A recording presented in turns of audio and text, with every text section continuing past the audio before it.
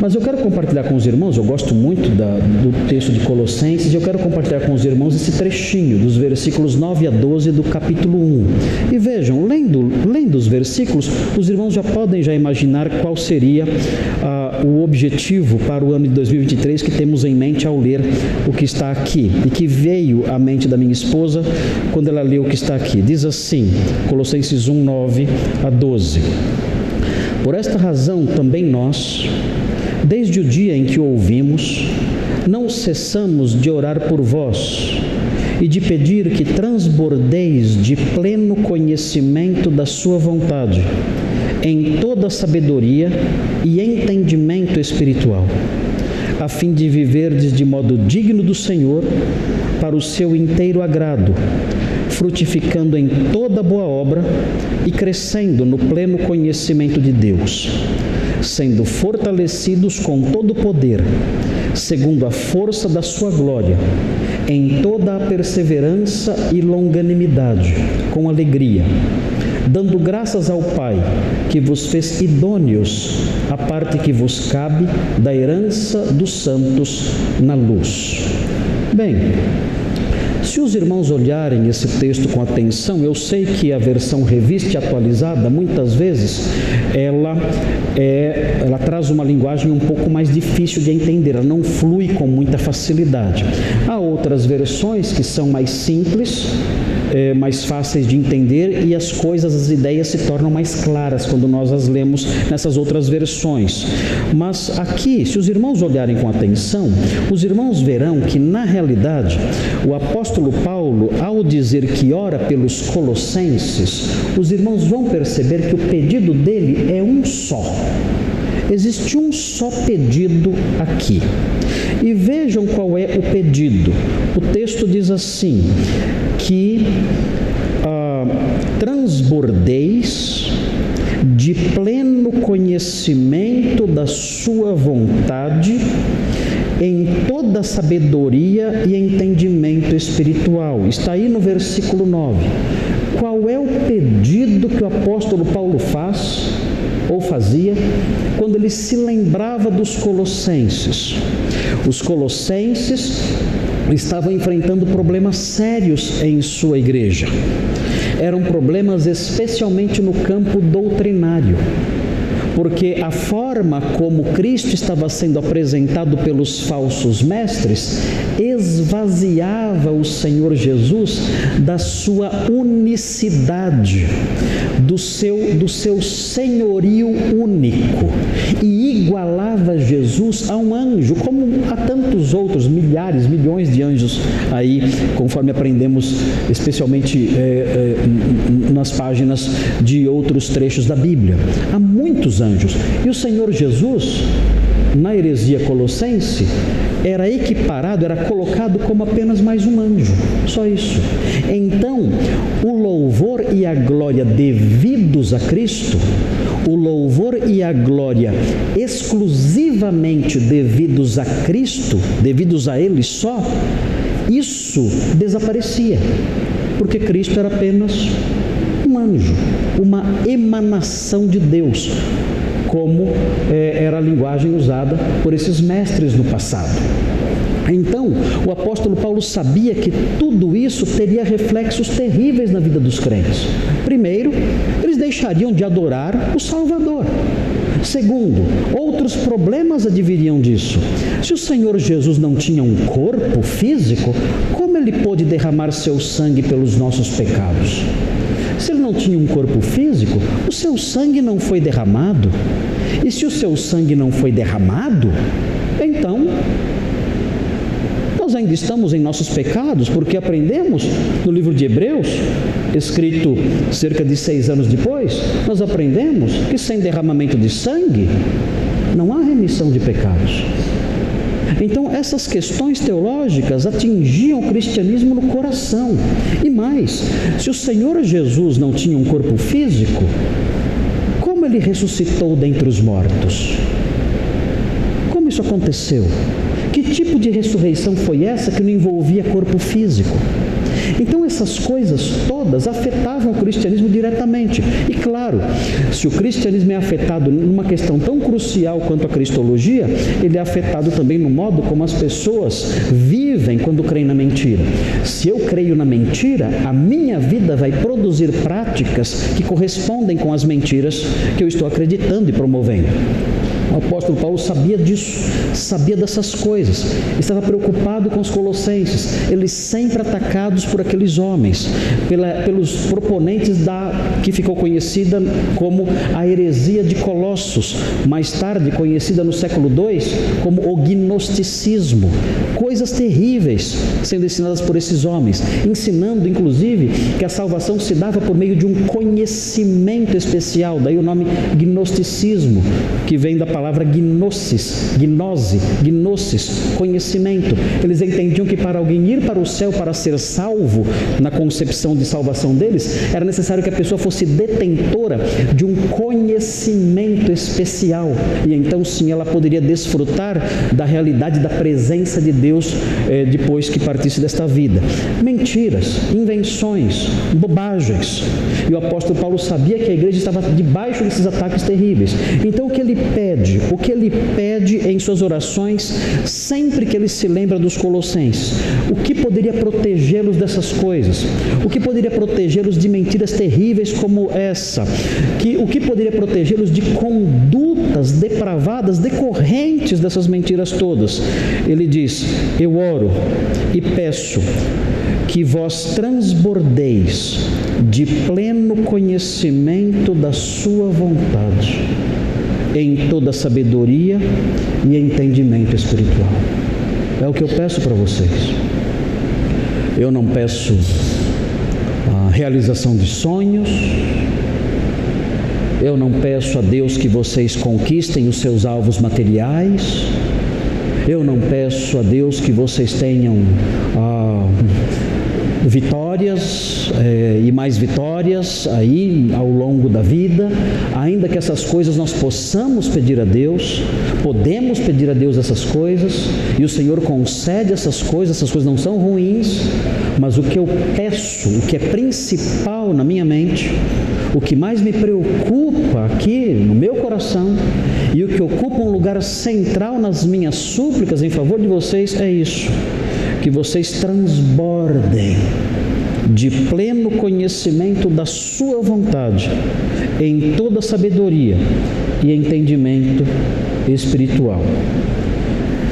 Diante desse pedido, surgem 3 perguntas importantes que eu gostaria de compartilhar com os irmãos, a propor para os irmãos essas perguntas e respondê-las à luz do que o apóstolo Paulo e a Sagrada Escritura ensinam. A primeira pergunta é a seguinte: a vontade de Deus abrange o quê?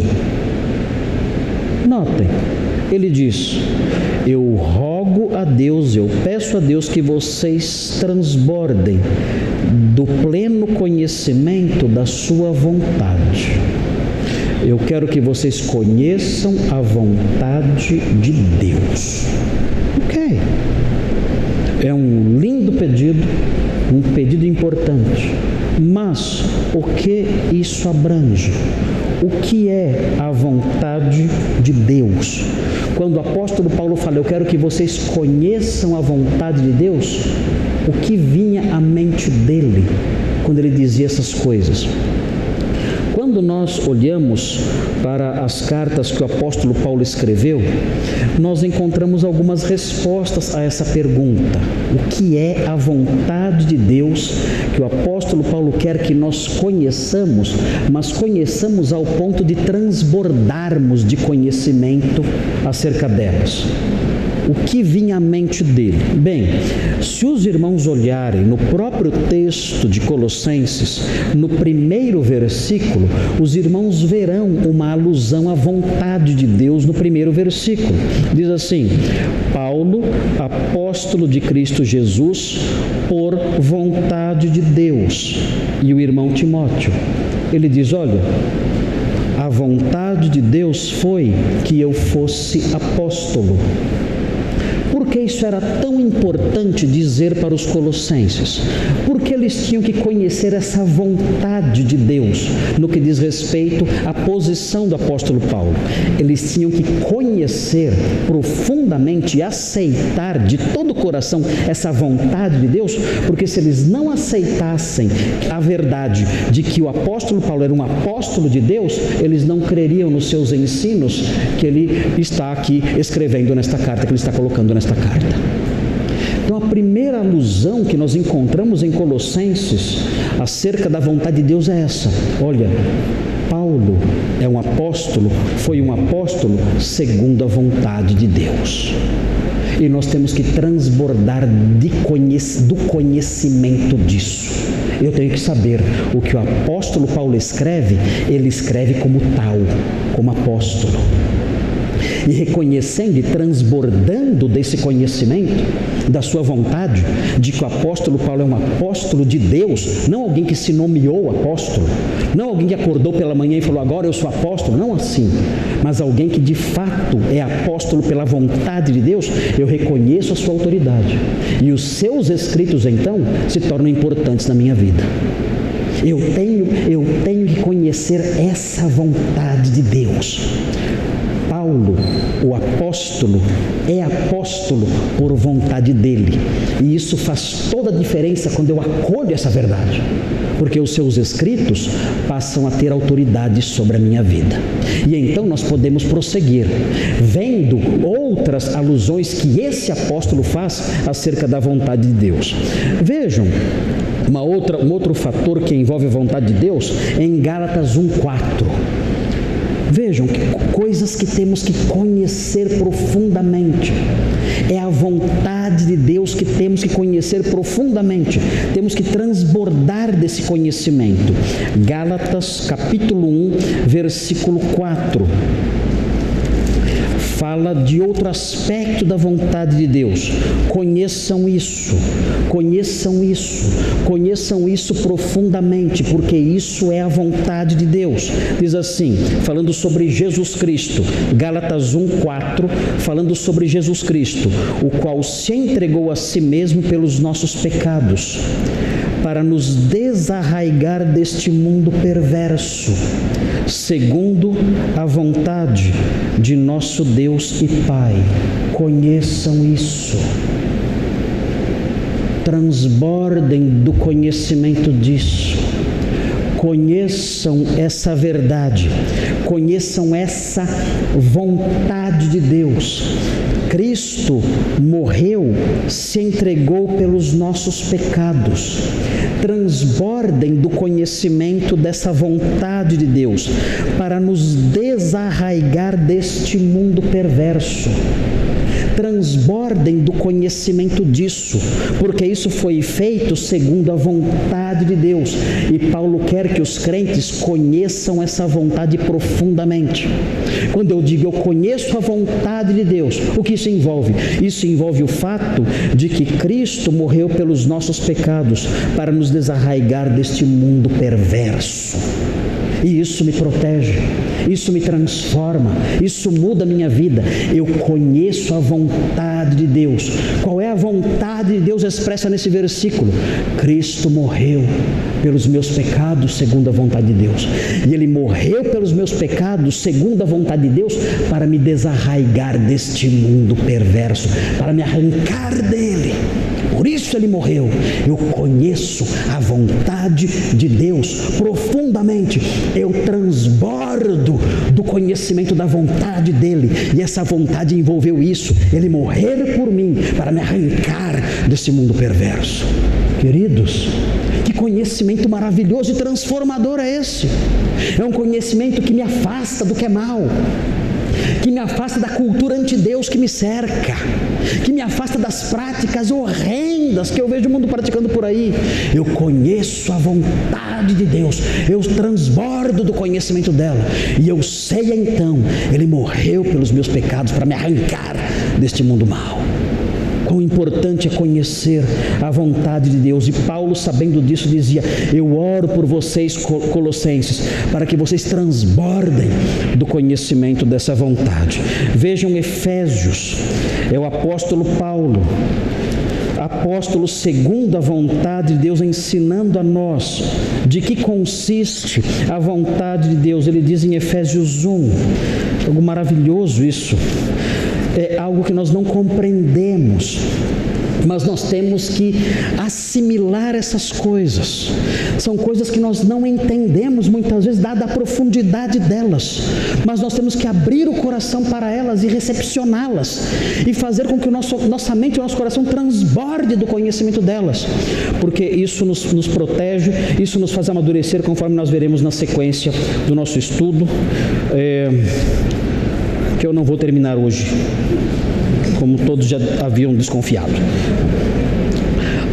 Vejam o que diz, como nunca termino, né? Vejam o que diz Efésios 1:5, diz assim: Ele, Deus,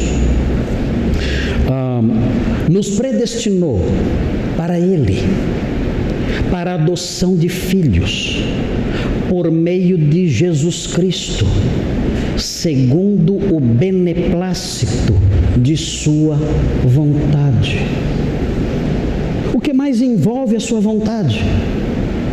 A sua vontade envolveu Ele me predestinar para ser seu filho. Senhor, eu não entendo isso. Essa verdade está além da minha lógica. Como o Senhor predestinou pessoas para serem adotadas como filhos? Eu não entendo isso. Você não tem que entender isso. Você tem apenas que transbordar do conhecimento da sua vontade. A sua vontade foi essa. Ele fez isso segundo o beneplácito da sua vontade. Ele predestinou os crentes para serem adotados como filhos. Vejam, o texto diz no versículo 11, mesmo capítulo, diz assim: nele, digo, no qual também fomos feitos herança, predestinados segundo o propósito daquele que faz todas as coisas conforme o conselho da sua vontade. Paulo dizia: eu oro para que vocês transbordem do conhecimento dessas coisas. Mas isso é demais para mim. Esse ensino vai além da lógica, vai além da compreensão humana. Não importa. Você tem que transbordar do conhecimento dessa vontade. Ele quis, Ele decidiu, foi da sua vontade nos predestinar para sermos herdeiros, filhos adotivos de Deus. Eu não entendo isso. A pergunta que sempre surge é: por que eu e não ele? Por que alguns e não todos? E eu não tenho resposta para nenhuma dessas perguntas. Mas o que nós sabemos é que essa foi a vontade de Deus. E isso tem que estar presente de modo transbordante no meu coração. Há algo mais que envolve a vontade de Deus. Quando o apóstolo Paulo fala a vontade de Deus, o que lhe vem à mente? Há algo mais. Vejam o que diz Efésios 1 ainda em Efésios 1, versículos 9 e 10. É interessante isso aqui. É muito importante isso, especialmente nos momentos que estamos vivendo de tanta instabilidade, tantas incertezas no país e no mundo. O texto diz assim, Efésios 1, 9: desvendando-nos o mistério da sua vontade. E ele vai dizer qual é o mistério da sua vontade. Ele vai desvendar agora. Qual é o mistério da sua vontade que ele vai contar para nós agora? Se você não sabe ainda, você está 2000 anos atrasado, porque essa carta é bem antiga. E então vamos ler o que diz. O texto diz: desvendando-nos o mistério da sua vontade, segundo o seu beneplácito que propuser em Cristo. Agora ele vai dizer qual é: de fazer convergir nele, na dispensação da plenitude dos tempos, todas as coisas, tanto as do céu como as da terra. O que significa isso? A tradução aqui não ajuda muito, não é verdade? O que ele está dizendo é o seguinte aqui, quando os irmãos veem aí a palavrinha, a expressão de fazer convergir nele. Essa expressãozinha é uma expressão que é a tradução de uma palavra na língua grega que envolve colocar debaixo da sua cabeça. Colocar tudo sob a sua cabeça. Fazer com que Cristo seja a cabeça de tudo, de todas as coisas. O texto está dizendo o seguinte, que um dia todas as coisas estarão debaixo do domínio e do controle de Cristo. Essa é a sua vontade.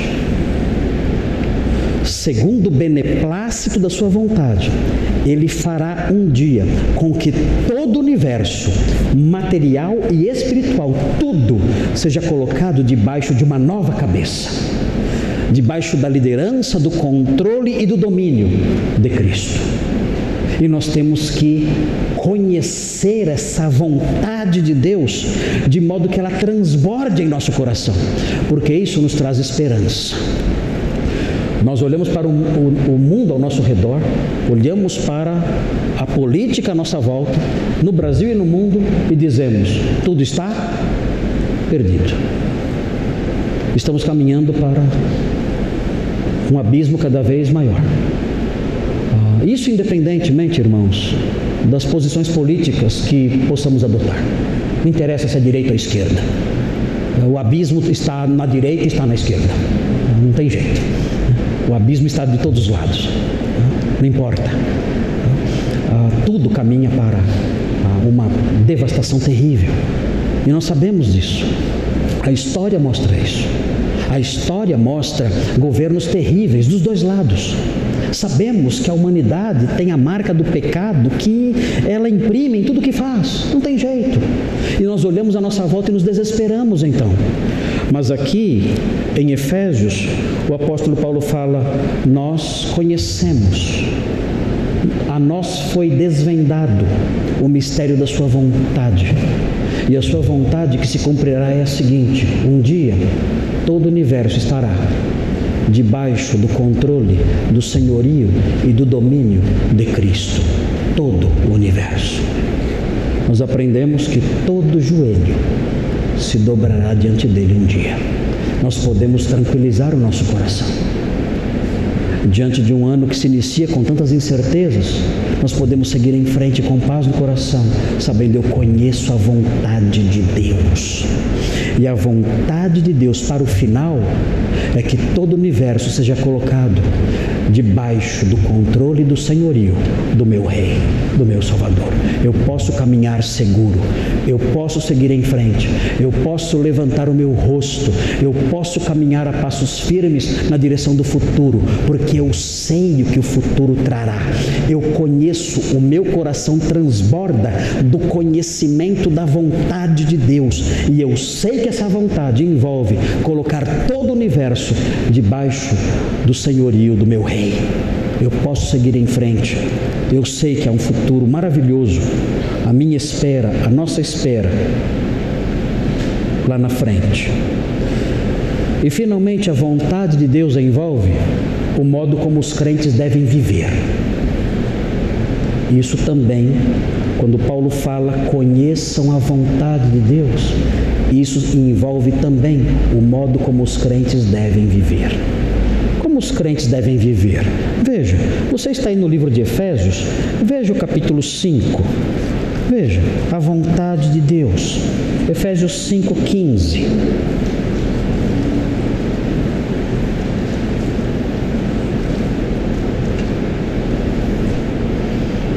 Veja o que diz no versículo 15 aí, Efésios 5. Portanto, vede prudentemente comandais, não como necios, e sim como sábios, remindo o tempo, ou seja, não desperdiçando tempo, não vivendo, gastando tempo com futilidades. Não gaste o seu tempo com futilidades, porque os dias são maus.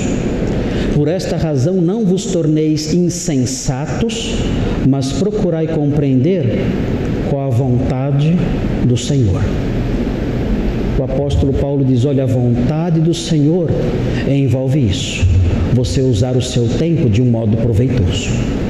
Não jogue o seu tempo fora com futilidades, com coisas vazias, com coisas sujas, com coisas que não levam a nada, com coisas que não edificam.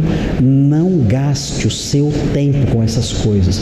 Os dias são maus. Aproveite o seu tempo de modo produtivo, de modo a edificar a sua vida, de modo a fazer com que você seja um crente melhor, um homem melhor, um servo melhor do Senhor.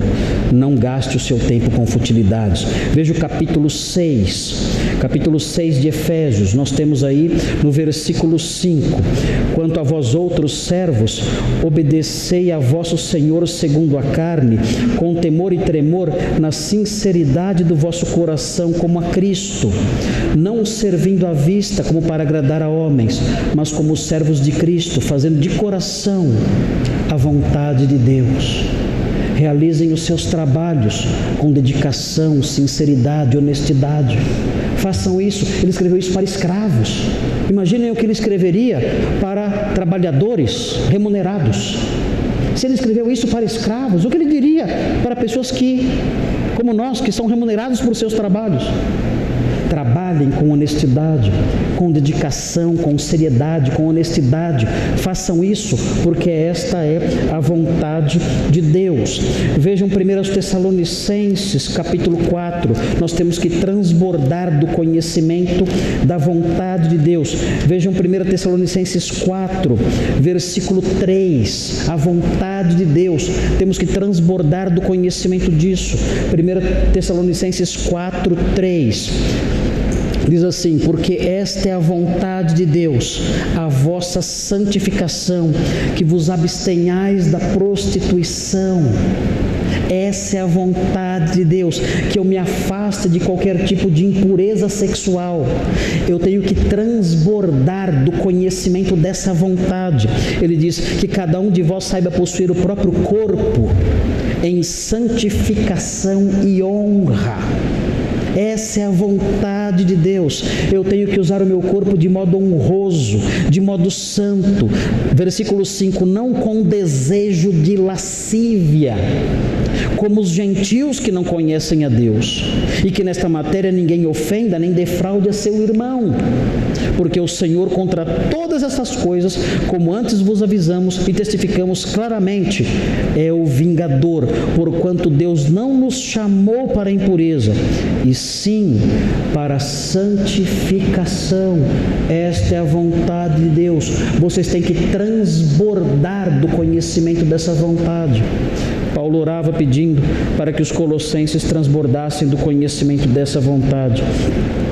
No capítulo 5 de 1 Tessalonicenses, versículo 18, o apóstolo Paulo diz, 1 Tessalonicenses 5,18: em tudo dai graças. Por quê? Porque esta é a vontade de Deus. Eu tenho que transbordar da vontade, do conhecimento da vontade de Deus. E essa vontade envolve isso: em tudo dar graças. É isso. Todas essas coisas abrangem a vontade de Deus. Mas notem, se vocês olharem com atenção o texto de Colossenses 1,9, volte para esse texto, Colossenses 1,9. Existe algo importante que deve ser destacado aqui. Ele diz assim: não cessamos de orar por vós e de pedir que transbordeis de pleno conhecimento da sua vontade, ele diz, e nós já aprendemos o que envolve essa vontade. Ele prossegue: em toda sabedoria e entendimento espiritual. O que ele está dizendo aqui? Para que eu transborde do pleno conhecimento da sua vontade, é necessário que haja uma estrutura espiritual nova em minha mente. Se eu não tiver sabedoria e entendimento espiritual, essas coisas não vão entrar em mim, na minha mente, no meu coração. Eu preciso de uma renovação da minha mente. Para aceitar toda a vontade de Deus, acolhê-la e transbordar do conhecimento dela e acatá-la, é necessário isso, sabedoria e entendimento espiritual. Por isso o apóstolo Paulo escreveu aos Romanos dizendo que era necessário que eles renovassem a mente para compreenderem a vontade de Deus. Sem isso, não há como assimilarmos essas coisas.